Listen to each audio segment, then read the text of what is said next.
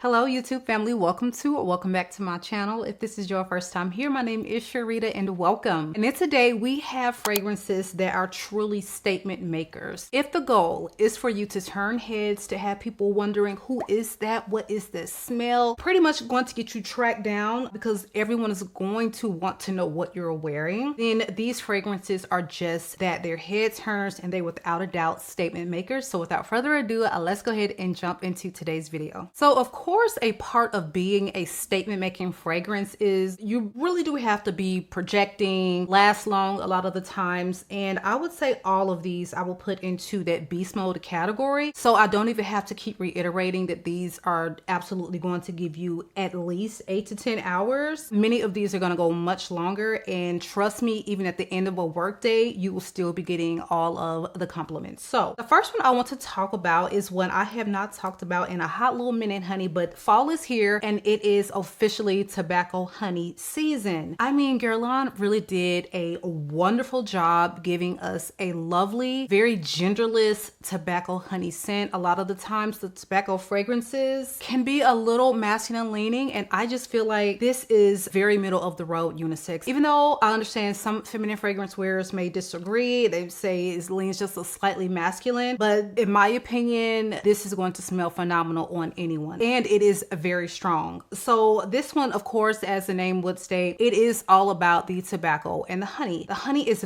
very sweet. You're going to get a lot of it. So if you are someone that kind of shies away from that note, you're trying to figure out, is it going to be too much? Is it going to be too dense, too sweet? It is very honey forward. It is a very sweet. They actually should have named it honey tobacco because I feel like the honey is what you're going to get so much of, but it's done in a way that is very wearable. And to me, it's very well balanced. And you know, true Guerlain fashion, even their more challenging notes, they find a way to really strike a beautiful balance to make it still very classy and very wearable. So tobacco honey opens with notes of honey, cloves, and anise. You have middle notes of tobacco, vanilla, sesame, and tonka, and you have base notes of oud and sandalwood. The oud in here, it is very light-handed. You're not really going to smell this and say this is a oud fragrance. It has oud in it. It smells very sexy, rich, indulgent. There is a woodiness about it, but I don't smell this and go, oh, this is an oud fragrance. It is very much so, I don't want to say afterthought, but it is definitely not the fearful part of this fragrance. So don't let the fact that it mentions oud scare you. Again, just a beautiful blend. You're going to get something really vanilla forward. You're going to get a gorgeous tobacco,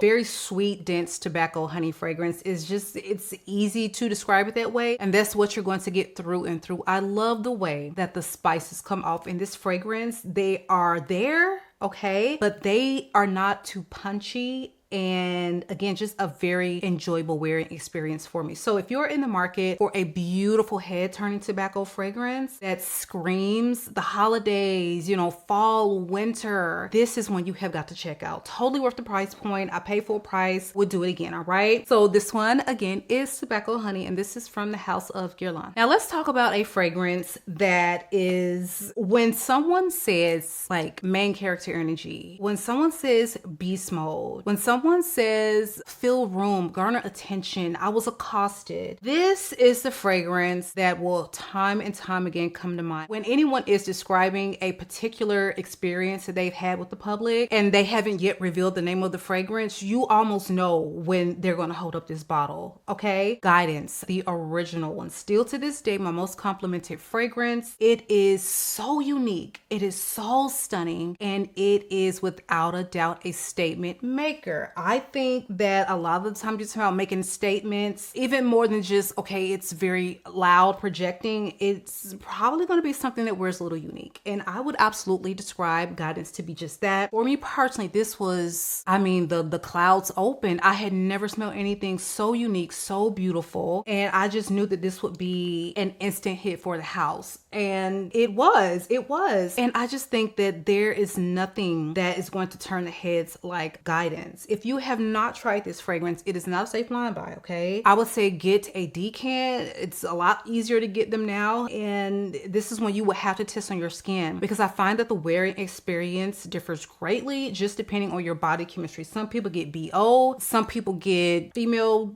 parts, like I don't understand what that is, but people get a lot of different things, okay? But it just smells like perfection to me. The very first time I wore this out the house, accosted okay, 3-4 different people. Just, what is that? What do you have on? I mean, a girl even told me, she was like, hey, you smell rich. Like, that smells rich. I know it does because it's ambery. It's a very rich rose. It's woody. It's a little spicy. This is what femininity, self-assured, very grown woman energy smells like through and through. And there is just no shock as to why this is such a captivating scent. Quentin really did his big one with this one. I just think that this is going to be one we're still talking about 5-6 years from now, okay? I know a lot of these fragrances, they're hyped up and then they fizzle out, and it's just like, this fragrance is just everything to me, okay? And then they had the nerve to come out with the 46, which to me is even better. But as far as the compliment factor, as far as, you know, statement making, this original one still holds its own, okay? And I absolutely love it. So this fragrance opens with notes of pear, olibanum, and hazelnut. You have middle notes of osmanthus, rose, saffron, and jasmine sambac. And you have base notes of akigala wood, ambergris, labdanum, vanilla, and sandalwood. Truly a remarkable masterpiece. If you have not tried it, try it. I think that you would absolutely love it. And this, out of everything that we're going to talk about here, is probably the biggest statement maker. And I can say that probably in my entire collection, this is going to like spark the most conversations. This is going to get you the most compliments. This one is going to get you run down in these streets because it smells so unique to anything that I had ever smelled before, right? So statement maker in very first place, we're in the crowd, is the original Guidance from the house of Amouage. Now, this next one is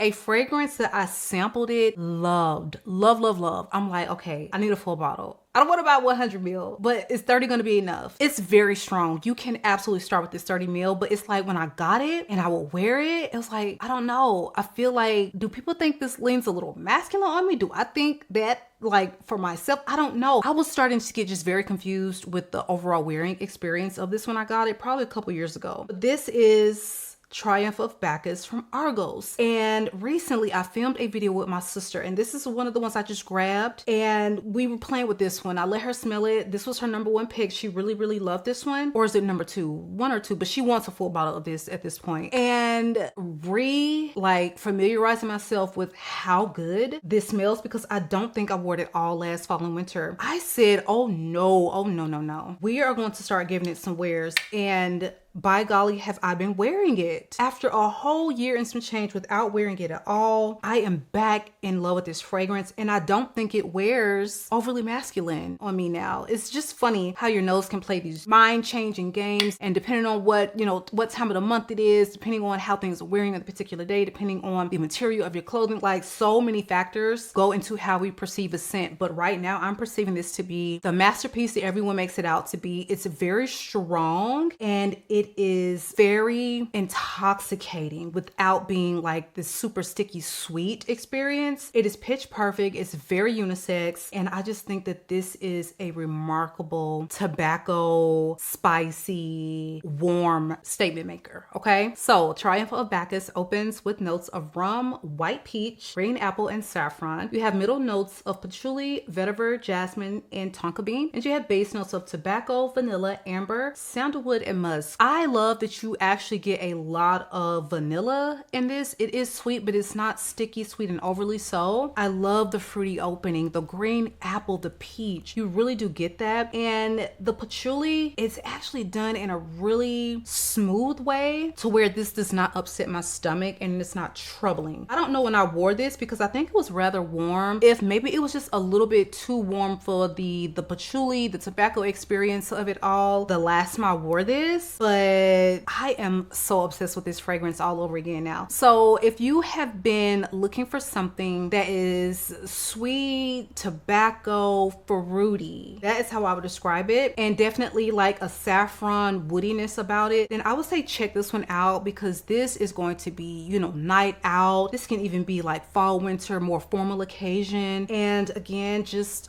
a statement maker, all right, like none other. So again, this one is Triumph of Bacchus, probably one of the most popular ones from the house of Argos. And you guys, don't forget, when you shop Argos, you can actually save, I think it's 10%. So like all of these, check the description box below. Any applicable discount codes will always be noted beside the fragrance links in the description box. So this next one is a rose. I had to include another rose, but this wears very, very differently from Guidance. They don't smell anything alike, but there's just something about a rose that's going to captivate. So when you have a rose that is bold, many times if you pair it with the right ingredients, it is going to be a statement maker through and through, okay? And this very first time wearing it, a lady tracked me down in the mall and she had to know what in the heck I had on because it was smelling just that good. This is London. This is a newer release from the house of Memoirs of a Perfume Collector, and this is in their Midnight City series. I have several others from this new line, but I cannot help but to keep talking and talking and talking about London, because this is going to make you smell rich. You are very self-assured when you wear this. This one is unisex.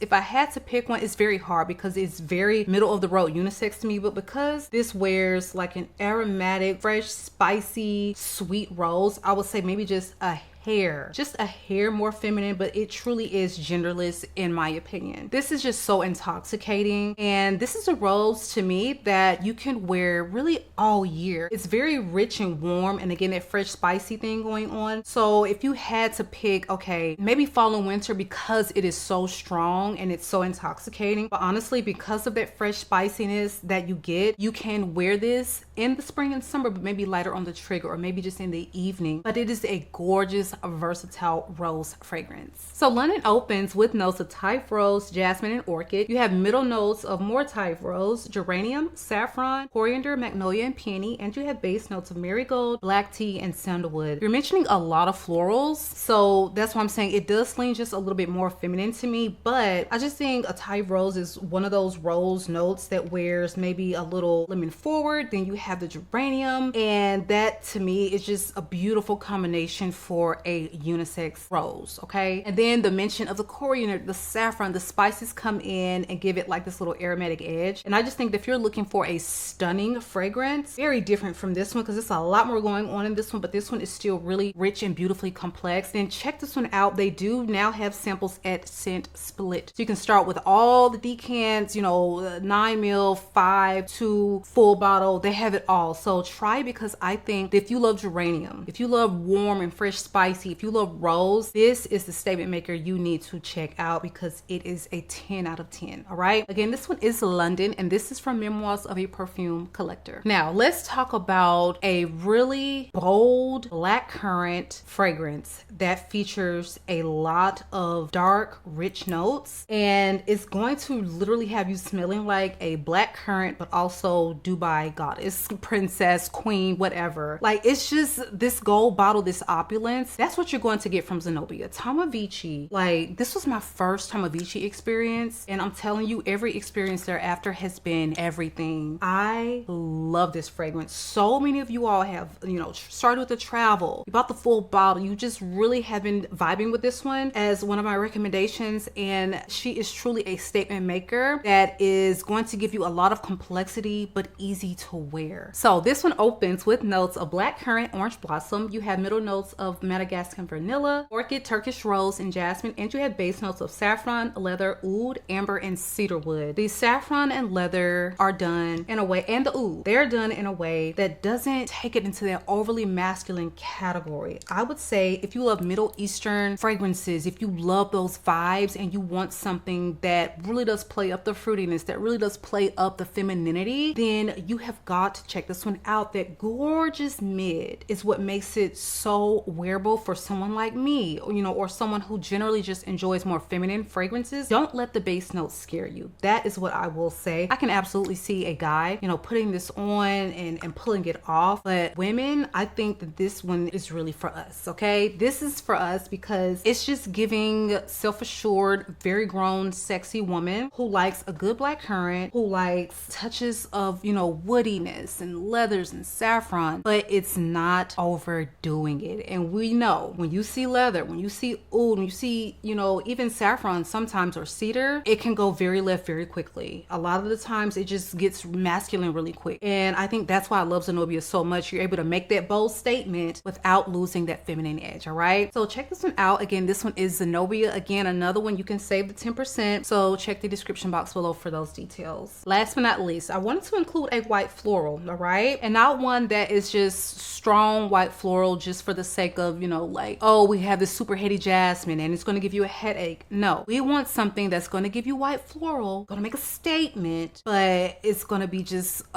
like caressing the nose of those around you. Tubereuse Astral. Oh my God, it is so beautiful. We're talking something that is very bubblegummy. Tuberose. The leather is so, like, I don't know if it's leather or suede they mention it here, but it is so soft. There is a ton of like powdery vanilla, and like what I got from this is completely different from what I thought I was going to get. I bought this blindly as a new release, and I honestly bought it thinking I was not gonna like this fragrance. It was from my favorite nose, and just because it's from your favorite nose does not mean it's going to work for you. But I watched Abby talk about this one, Abby from the Cherries TV, and she convinced me to just go ahead and open this box that had been sitting on my bedroom floor, because I was like, you know, I probably wasted my money. Why did I blind buy it? Like, why did I let, oh, this is a new release from Quentin Beach, get the best of me? No regrets, no regrets. And this is very beast mode. Like everything from Maison Crivelli, I don't know what they do, what hocus pocus, doesn't matter the scent profile, they all seem to wear very strong. They all seem to be massive statement makers. Well, at least of the three that I own, just a really gorgeous, unique scent. This is a tuberose that really does have that unique factor, because I have plenty in my collection, but I feel like this one is wearing the crown. It actually took the crown from Jump Up and Kiss Me by Clyde Christian, and I love that fragrance. But if I had to pick one, this is the one, honey. I love this one. So they don't have a lot of notes listed, but it wears with a gorgeous complexity, okay? So this one has opening notes of cinnamon, you have middle notes of tuberose and osmanthus, and you have base notes of musk and vanilla. It is just perfect. I think there are like carrot seeds that are in here. You actually get that even though Fragrantica is not listing that. I don't get a lot of osmanthus. I get a lot of vanilla. It's musky powdery. It wears in a really powdery way to me, and baby, it is that vanilla and that tuberose and that like suediness. Gorgeous, gorgeous creation. If you're looking to make a statement, you want a white floral, this is the one. All right, so that is it for me, you guys. These fragrances really will captivate. So if you're looking for a statement maker, a conversation starter, a head turner, this is the list. Okay, beautiful, beautiful list, and I hope that you will try these because I 100% stand behind each and every last one. So that is it for me, you guys. Make sure that you are subscribed. I love you all, YouTube, and I will catch you guys on the next one.